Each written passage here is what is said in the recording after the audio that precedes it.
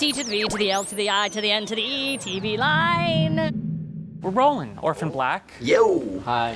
Hello. First question for you, Ari. When did you find out, and what was your reaction that Mark was a clone? I found out about 10 days before.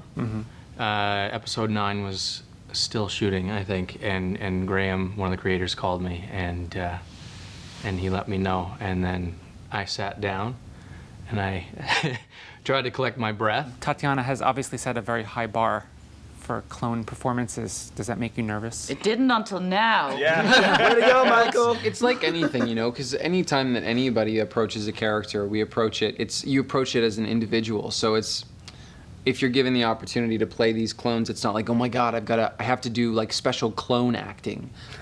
There's some technical stuff involved in terms of talking to no one, but it's like, it's hard to compare, I would assume.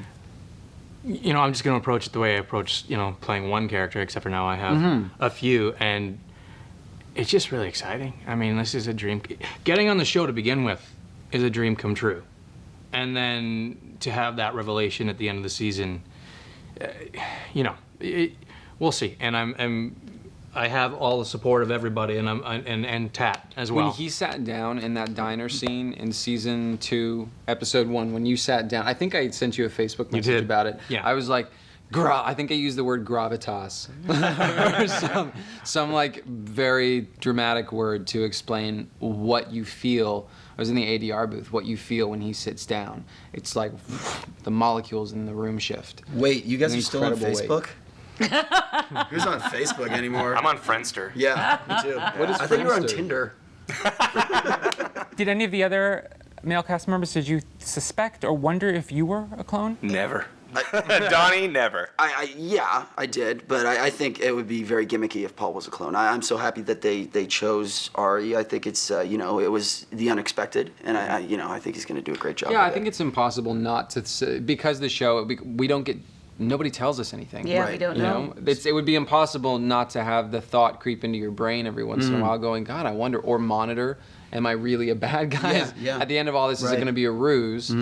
It's, but I think going with the shock value is, and because Ari's so talented, why would you not develop that? Why would you not let someone who has the chops attempt to investigate all these new people? We'd be crazy not to. Yeah.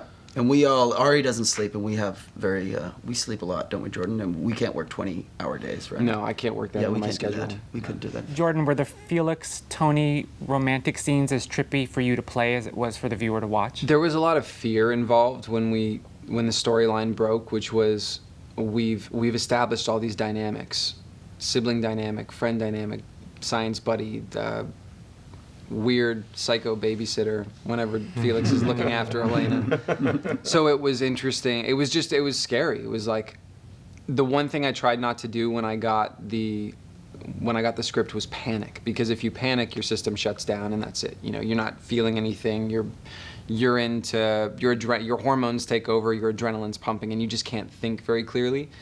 So I just decided, I thought, I won't not be afraid. I'm going to be afraid from start to finish. So let's just sit in that. And it was uncomfortable, and it was, playing in the muck. But what you saw at the end of it was real. It was the first time we got to see Felix without the theatrics, without the masks. We got to see real fear, real... Vulnerable. A real vulnerability. And that was amazing that Tony got to hold a mirror up to Felix and say, don't try to fool me with all of this nonsense, this sort of Billy Idol routine, this David Bowie. Like, I know who you are. I know who you are because there's me and you and me. And Tat and I just ended up having an incredible time. And the kiss was kind of hot. Kind of weird. It was. Kind of You weird. guys are like, Kinda weird. You guys are like brother and sister in real life. It was so odd to see it. Too, Yes, but that's how I felt too. it is. was They're so yeah. close. Yeah. But I mean, that's just it though. Like, that's so like humanity to look at something like that and be like, oh no, that's perverted, or that's where we're all, at the end of the day, the fantasies, the things we don't tell each other, the weirdness and about sex, about love, about relationships. Like it's that's a universal truth. It's why it rocked people. It's why people were uncomfortable and why they were sort of a little unsure as to how to feel, because it moved them. It didn't necessarily move them in a, oh, I feel warm and safe and at home, but it moved them in a, and that's art. That's what it's supposed to do. Kristian, how fun was it to play Donnie as a badass? So much fun. After seeing him get... But he's got a great ass.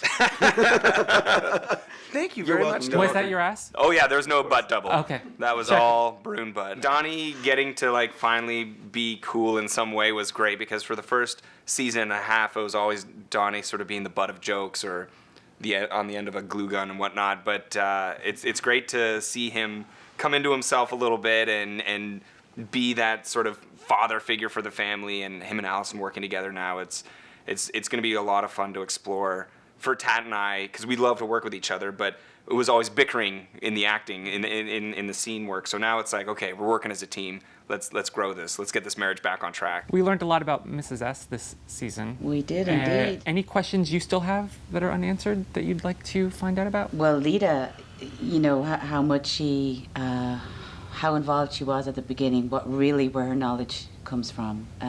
That's still, I mean, there's a lot of stuff we don't know. You know, we don't, we're fans of the show as well, because we wait for the scripts to come in to learn things. But I have a certain kind of idea about why she armed herself with so much knowledge for protection, and she does certainly have a very strong moral compass, although she does bad stuff sometimes, but it's usually for a good reason. But there's a lot more that she knows that she's not letting on, and more she knows about where Sarah came from and all of that she hasn't exposed yet, and I really wonder why. And Dylan, are you relieved that Paul isn't all bad, and were you starting to think, wait a second, he's turning out to be quite the villain? I certainly did, Michael. I thought when that Felix scene with Paul, when he tries to frame him for the murder, I thought he was going to become unredeemable. I was like, what are you doing to me, guys? Like, everybody's going to hate me. Not that I want to invest in the character. I don't really, I care what the audience thinks, but at the same time, I portrayed him as a guy that I didn't think he was all bad, and I thought that was the route he was going down, and the fact that he was, he knew what was going on all the whole time.